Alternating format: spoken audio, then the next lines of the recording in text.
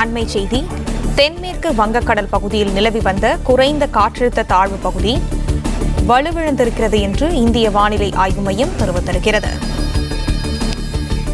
தென்மேற்கு வங்கக்கடல் பகுதியில் நிலவி வந்த குறைந்த காற்றழுத்த தாழ்வு பகுதி வலுவிழந்திருக்கிறது என்று இந்திய வானிலை ஆய்வு மையம் தெரிவித்திருக்கிறது.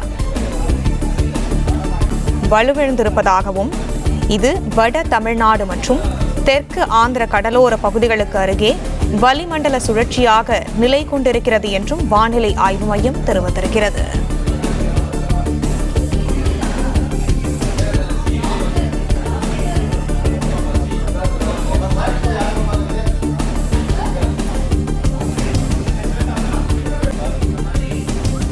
தென்மேற்கு வங்கக்கடல் பகுதியில் நிலை கொண்டிருந்த இந்த குறைந்த காற்றழுத்த தாழ்வு பகுதி இன்று காலை அது குறைந்த காற்றழுத்த தாழ்வு பகுதி என்ற நிலையிலிருந்து வலு குறைந்திருப்பதாக வானிலை ஆய்வு மையம் தற்பொழுது அறிவிப்பு வெளியிட்டிருக்கிறாங்க.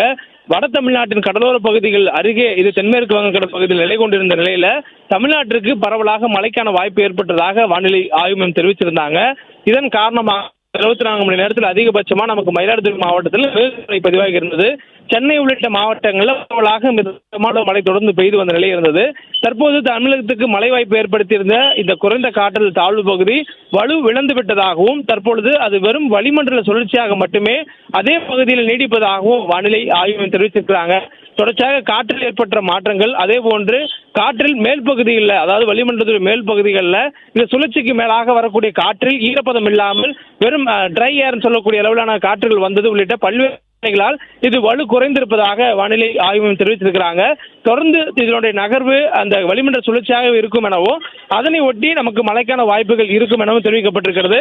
மேலும் நமக்கு இதுக்கு வரையிலும் வரக்கூடிய 14ஆம் தேதியிலும் கனமழைக்கான எச்சரிக்கை கொடுக்கப்பட்டிருந்தது. தற்பொழுது இது வலு குறைந்திருப்பதனால இதனால் மழைக்கான வாய்ப்புகள் மாறுபடுகிறதா என்ற ஒரு முன்னறிவிப்பை அடுத்து வரக்கூடிய வானிலை முன்னறிவிப்பு தகவல்களில் வெளியிட இருப்பதாகவும் வானிலை ஆய்வையும் தெரிவித்திருக்கிறாங்க. அண்மை செய்தி.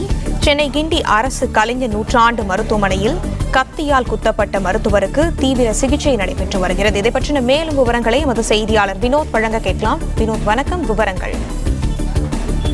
சென்னை கிண்டியில் இருக்கக்கூடிய கலைஞர் நூற்றாண்டு அரசு மருத்துவமனையில் புற்றுநோய் துறை தலைவராக பணியில் இருந்து வருபவர் மருத்துவர் பாலாஜி. இந்த துறையின் சார்பாக பல்வேறு புற்றுநோய் துறையில் பல்வேறு உடல்நிலை பாதிக்கப்பட்டவர்கள் சிகிச்சை அளிக்கப்பட்டு வரக்கூடிய நிலையில் சிகிச்சைக்காக வந்திருப்பது போல் புறநோயாளி பிரிவு அனுமதி சீட்டு வாங்கிக் கொண்டு பெருங்குளத்தூர் பகுதியைச் சேர்ந்த விக்னேஷ் என்பவர் வரிசையில் அமர்ந்திருந்த போதும் திடீர் மருத்துவரை அணுகிய போது அந்த மருத்துவரை தான் மறைத்து வைத்திருந்த கத்தியால் இடது பக்க கழுத்து மற்றும் தோள்பட்டைக்கு இடையே குத்தியதில் ஆழமான காயம் ஏற்பட்டு பெரும் இரத்தப்போக்கும் ஏற்பட்டிருக்கிறது. உடனடியாக அந்த நபர் அங்கிருந்து தப்பி ஓடிய நிலையில் அந்த நபர் தப்பி ஓடி பிடிக்கும் முயற்சியில் பல்வேறு நபர்கள் அங்கிருந்தவர்கள் ஈடுபட்டிருந்தாலும் உடனடியாக இரத்த காயங்களுடன் துடிதுடித்துக் கொண்டிருந்த மருத்துவரை உடனடியாக அதே மருத்துவமனையில் இருக்கக்கூடிய அவசர சிகிச்சை பிரிவில் அனுமதிக்கப்பட்டிருக்கக்கூடிய மருத்துவர் பாலாஜிக்கு அந்த துறை மருத்துவர்கள் மூலியமாக தொடர்ந்து சிகிச்சை அளிக்கப்பட்டு வருகிறது.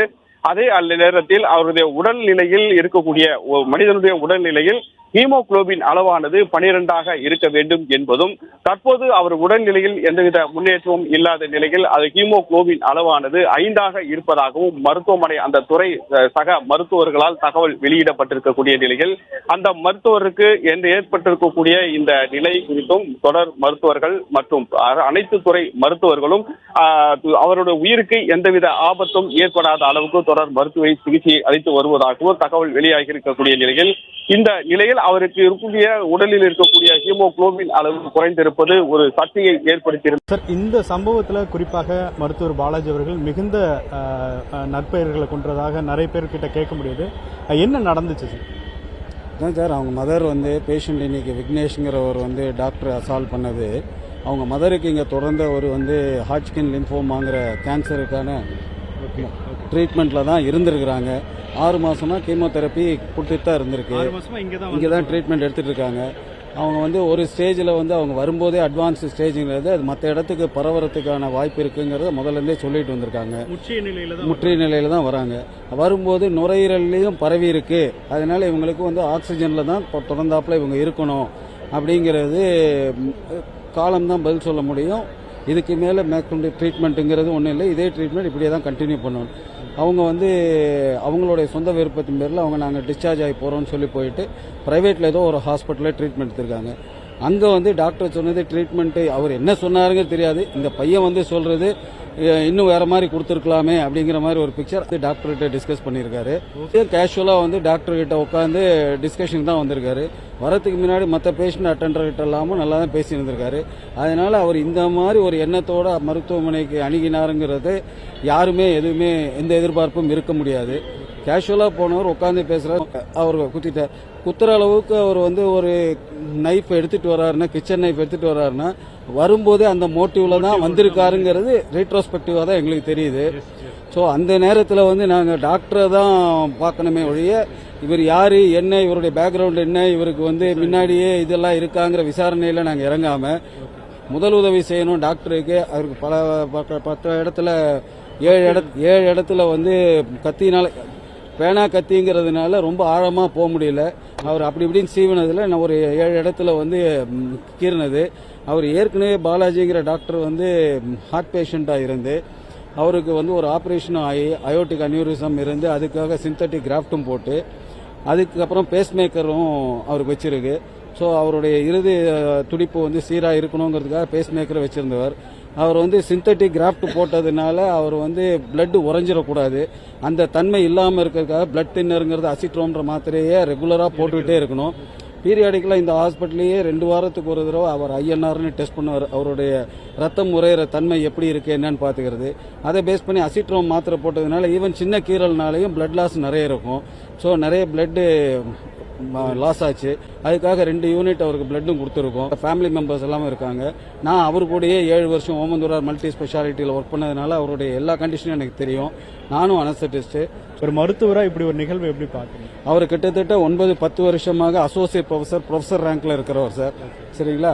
ஒரு 32 வருடமாக மெடிக்கல் ஆன்காலஜி டிபார்ட்மெண்ட்லேயே ஒர்க் பண்ணுறவர். நல்ல வெல் ரெக்கக்னைஸ்ட் அண்ட் எக்ஸ்பர்ட். எல்லா மருத்துவர் மத்தியிலையும் ரொம்ப பிரபலமானவர். ரொம்ப தன்மையான மனிதன். தேவையில்லாமல் யாருக்கிட்டையும் வம்புக்கும் போக மாட்டார், பேசவும் மாட்டார். தேவைக்கு வந்து ஆணித்தரமாக கரெக்ட் அப்படின்னா ஆணித்தரமாக சொல்லுவார், தப்புன்னாலும் ஆணித்தரமாக சொல்லக்கூடிய ஒரு நல்ல மனிதர். ஸோ அவருக்கு இந்த மாதிரி நடந்தது வந்து நான் வந்து மருத்துவமனையின் முதல்வராக இருந்தாலும் பேசிக்காக நானும் மருத்துவருங்கிறதுனால இந்த மாதிரி நிகழ்வுகள் ஃபியூச்சரில் வராமல் இருக்கணும்.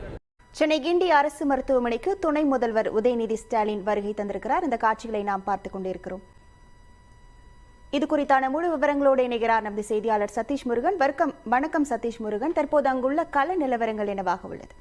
அரசு மருத்துவமனையில் மருத்துவர் தாக்கப்பட்ட சம்பவம் பெரும் பரபரப்பை ஏற்படுத்திய சூழ்நிலையில தொடர்ச்சியாக இயக்குநர் அலுவலகத்தில் அதன் பின்னர் அவர் ஆலோசனை நடத்திய பிறகு தற்போது இந்த மருத்துவமனையை பரபரப்பாக காட்சியளிக்கிறது. இதற்கிடையே முதலமைச்சரும் தகுந்த நடவடிக்கை எடுக்கப்படும் என உறுதி அளிக்கப்பட்ட சூழ்நிலையில தற்போது துணை முதலமைச்சர் உதயநிதி ஸ்டாலின் காயம்பட்ட மருத்துவரை நேரில் சந்தித்து ஆறுதல் கூறுவதற்காக வந்திருக்கிறார். அவர் மயக்க நிலையில் இருப்பதால் அவரது உடல்நலன் குறித்து மருத்துவமனையினுடைய இயக்குநர் பார்த்தசாரதியிடம் அவருக்கு அளிக்கப்பட்ட சிகிச்சை மற்றும் எடுக்கப்பட்ட நடவடிக்கை குறித்து மருத்துவத்துறை சார்பில் எடுக்கப்பட்ட நடவடிக்கை குறித்து கேட்டிருந்தால் இந்த அளிக்கப்பட்ட சிகிச்சை குறித்து மருத்துவத்துறை தொடர்ச்சியாக காவல்துறையினரிடமும் எடுக்கப்பட்ட நடவடிக்கை அதாவது கூடுதல் ஆணையர் பண்ண இருக்கிறார். அவரிடம் எடுக்கப்பட்ட நடவடிக்கைகள் காவல்துறை தரப்பு அதை நீங்களே சொல்லிட்டீங்க. பல்லாயிரக்கணக்கான மக்கள் வராங்க.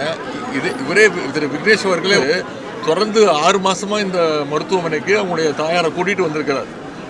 தொடர்ந்து வந்து சிகிச்சை பெற்றிருக்கிறாரு. தொடர்ந்து இந்த டாக்டரோட தொடர்பில் இருந்திருக்கிறாரு. அதனால அந்த மருத்துவரோட ரொம்ப பேசிட்டு இந்த மாதிரி ஒரு முடிவு எடுத்திருக்கிறாரு. இது ஒரு கோபத்தின் காரணமாகவும் ஆத்திரத்தின் காரணமாக எடுத்திருக்காரு. ஆனால்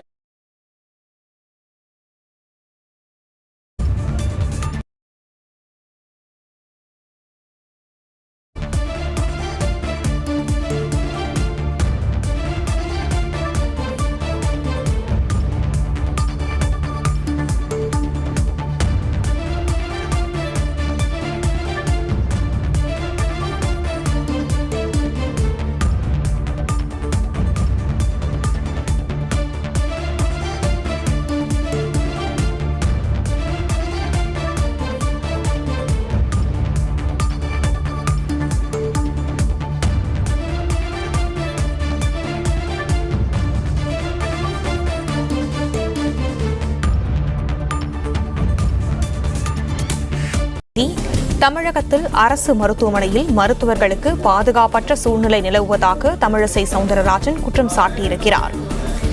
கிண்டி அரசு மருத்துவமனையில் மருத்துவர் பாலாஜி தாக்கப்பட்டிருப்பது கண்டனத்திற்குரியது என்றும் அவர் தெரிவித்திருக்கிறார். மேலும் தமிழகத்தில் அரசு மருத்துவமனையில் மருத்துவர்களுக்கு பாதுகாப்பற்ற சூழ்நிலை நிலவுவதாகவும் தமிழிசை சவுந்தரராஜன் குற்றம் சாட்டியிருக்கிறார். கிண்டியில் உள்ள கலைஞர் நூற்றாண்டு அரசு மருத்துவமனையில் காவல் ஆணையர் அருண் நேரில் விசாரித்து வருகிறார். அண்மை செய்தியை பார்த்து வருகிறோம். கிண்டியில் உள்ள கலைஞர் நூற்றாண்டு அரசு மருத்துவமனையில் பெருநகர காவல் ஆணையர் அருண் விசாரணை செய்து வருகிறார். அரசு மருத்துவர் கத்தியால் குத்தப்பட்ட சம்பவம் குறித்து காவல் ஆணையர் அருண் நேரில் விசாரணை நடத்தி வருகிறார். அண்மை செய்தியை பார்த்து வருகிறோம். அங்கு தொடர்ந்து பரபரப்பான சூழ்நிலை ஏற்பட்டு வருகிறது. இந்நிலையில் காவல் ஆணையர் அருண் நேரில் விசாரணை நடத்துவதற்காக அங்கு சென்றிருக்கிறார். தொடர்ந்து அரசு மருத்துவர்கள் வேலைநிறுத்த போராட்டத்தையும் அறிவித்திருக்கிறார்கள். இந்நிலையில் கிண்டி மருத்துவமனையில் காவல் ஆணையர் அருண் நேரில் விசாரணை நடத்துகிறார். டாக்டர்ஸ்லாம் இன்ட்ராக்ட் பண்ணியிருக்கிறோம். அவங்களோட பாதுகாப்பு உறுதி செய்யறதுக்கு என்ன நடவடிக்கை எடுக்கணும்னு டிஸ்கஸ் பண்ணிட்டு அதுக்கு உத்தரவு கொடுத்துருக்கோம். இந்த கொலை சம்பவங்கள்லாம் தொடர்ந்து நடக்குதுன்னு குறிப்பிடவில்லை. அது நீங்க பதவியேற்கும் பொழுது அது ரவுடிகளுக்கு மாதிரி சொல்லணும்னு சொல்லியிருந்தீங்க. அதுக்கு பிறகு பல நடவடிக்கைகள் எடுக்கப்பட்ட காவல்துறையிலிருந்து சட்டம் ஒழுங்கு பாதுகாப்புக்காக மீண்டும் இது நடக்குது. தமிழ்நாடு எதிர்க்கட்சி தலைவர் தமிழ்நாடு முழுவதும் குறிப்பிடும்போது சென்னையில தலைநகர் எப்படி இருக்கு? அரசியல் விமர்சனங்களுக்கு பதில் சொல்ல முடியாது. வேற ஏதாவது கேளுங்க.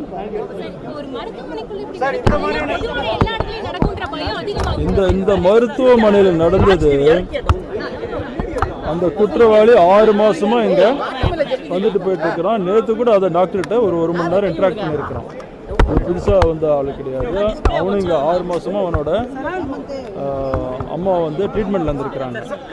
எதிர்பாராத சம்பவம். தெரியல, இது வரைக்கும் அந்த மாதிரி கம்ப்ளைண்ட் கொடுத்துட்டு இருக்காங்க. எஃப்ஐஆர் போடுறோம். இது ஒரு ட்ரீட்மெண்ட்டுக்கு ஒரு இந்த மாதிரியான பண்ணது முன்னாடி கண்டறிய முடியாது அப்படின்னு சொல்றது புரிஞ்சுக்க முடியாது. ஒரு சிஸ்டம் போலீஸ் ஒரு கவர்மெண்ட் தனிநபர்களுக்கு பயம் இல்லை அப்படிங்கறத இது காட்டுது. சார், இந்த மாதிரியான வழக்குகளுக்கு தனிப்பட்ட பிரிவுகள் எதுவும் இருக்கா? ஏன்னா இப்போ நார்மல் கேஸ் நம்ம ராஜீவ் காந்தி ஹாஸ்பிட்டல் இருக்குது, ராஜீவ் காந்தி அரசு மருத்துவமனை, கீழ்பாக்க அரசு மருத்துவமனை, ஸ்டான்லி, ஓமந்தூர், எல்லா இடத்துலையுமே பார்த்தீங்கன்னா முதல்ல ஓபியா இருந்தது. இப்போ எல்லாம் போலீஸ் ஸ்டேஷனாக மாற்றிருக்கிறோம். ஒவ்வொரு மருத்துவமனையிலையுமே போலீஸ் ஸ்டேஷனே 2 ஆகுது. போலீஸ் ஸ்டேஷனாக ஒரு இன்ஸ்பெக்டர், எஸ்ஐ, 30 அதர் ரேங்க்ஸ்லாம் இருக்கிறாங்க. அது மாதிரி காவல் போலீஸ் ஸ்டேஷன் காவல் நிலையம் இல்லாத மருத்துவமனைகளில் ஓபி நாம் போட்டு ரன் பண்ணிகிட்டு இருக்கிறோம். ஓமந்தூர் வரலாம். அந்த மாதிரி அதுக்குள்ள பாதுகாப்பு ஏற்பாடுகளை பார்த்து இங்கே இருக்குது ஒரு ஓபி, பட் அவுட் சைடில் அந்த அடுத்ததில் இருக்கிறதுனால இதுக்கும் இங்கே ஒரு ஓபி போட்டு பாதுகாப்பை அதிகப்படுத்துறதுக்குள்ள நடவடிக்கை எடுத்துருக்கோம்.